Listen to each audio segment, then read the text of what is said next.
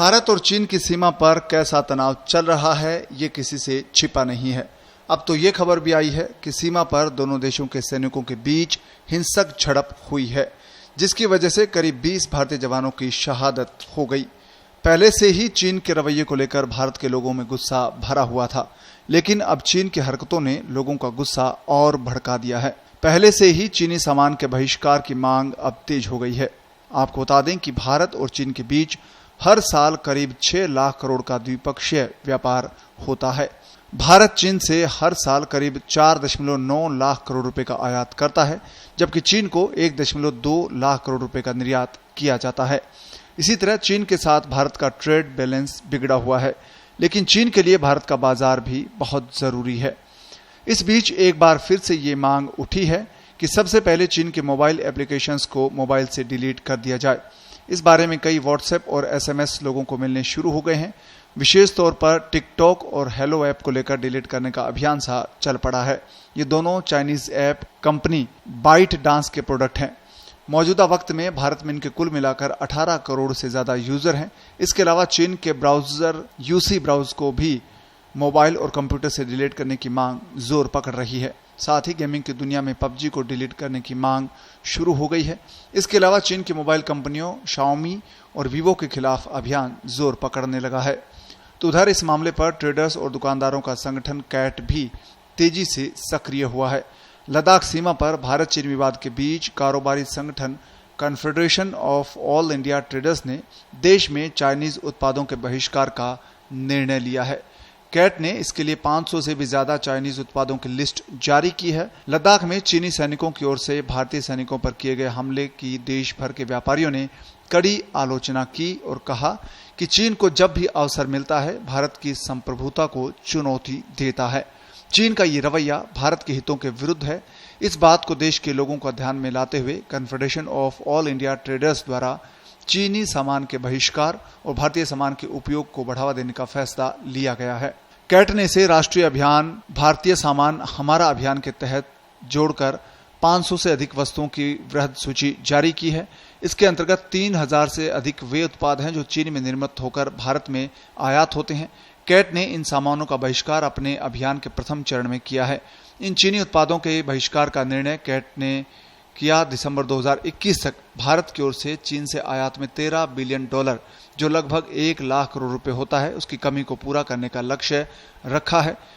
China ने जिस प्रकार से हिंदुस्तानी फौजों के ऊपर जो नापाक हमला किया है, उसको लेकर के पूरे देश के व्यापारियों में और देश के नागरिकों में बहुत जबरदस्त रोष और आक्रोश है। और अब वो समय आ गया है जब हमें चाइना को सबक सिखाना है।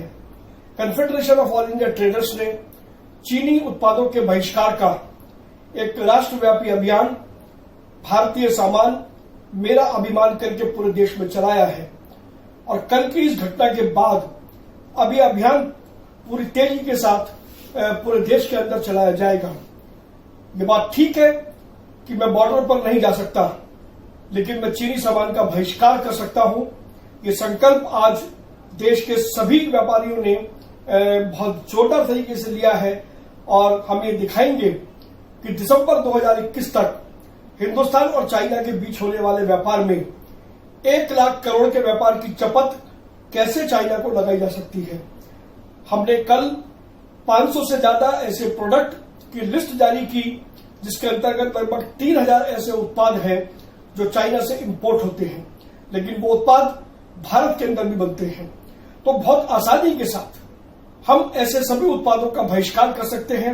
और ये वो उत्पाद हैं जो हमारी रोजमर्रा की जिंदगी के अंदर काम आते हैं। उसमें किसी प्रकार की कोई टेक्नोलॉजी इन्वॉल्व नहीं है। जोर हमारा इस बात पर रहेगा कि हिंदुस्तान के जो लोग हैं वो हिंदुस्तान की बनी हुई चीजों को खरीदें, हिंदुस्तान की बनी हुई चीजों का उपयोग करें और विशेष तौर पर चाइना के जितने भी प्रोडक्ट हैं उनका बहिष्कार करें, उनको अपने जीवन से निकाल बाहर फेंकें।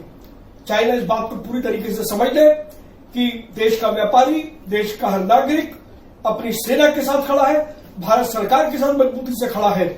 और यदि सीमा के ऊपर सिपाही हिंदुस्तान का अगर बंदूक लेकर के चाइना का सामना कर सकता है, तो हम सब देश के नागरिक भी अपने बटुए की ताकत से अपने बटुए की ताकत से हम चाइना की अर्थव्यवस्था की कमर तोड़ करके रहेंगे, ऐसा हमारा संकल्प है और हमारा दृढ़ विश्वास है।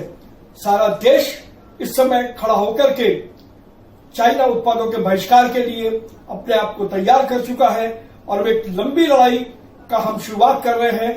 कैट की इस सूची में रोजमर्रा में काम आने वाली वस्तुएं, खिलौने, furnishing, fabric, textile, builder, hardware, footwear, garment, kitchen का सामान, luggage, handbag, cosmetics, gift item, electrical और इलेक्ट्रॉनिक्स, फैशन अपैरल, खाद्यान्न, घड़ियां, जैम एंड ज्वेलरी, वस्त्र, स्टेशनरी, कागज, घरेलू सामान, furniture, lighting, health products, packaging product, auto parts, यान फेंगशुई आइटम्स, दिवाली और होली का सामान, चश्मे, टेपेस्ट्री मटेरियल आदि शामिल है।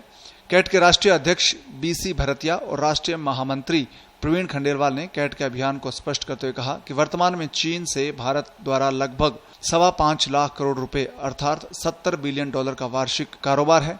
आयात कैट ने प्रथम चरण में उन 500 से अधिक वस्तुओं का चयन किया है जो भारत में भी बनती है, लेकिन सस्ते के प्रलोभन में अब तक चीन से इन वस्तुओं का आयात हो रहा था।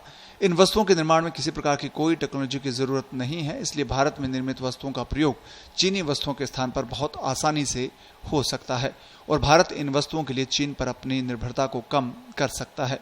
भरतिया और खंडेलवाल बताते हैं कि चीन में निर्मित वस्तुएं भारत में आयात ना हो, ये हमारे अभियान का मकसद है। उन्होंने ये भी कहा कि बहिष्कार में हर प्रकार की चीनी मोबाइल एप्लीकेशन भी शामिल है।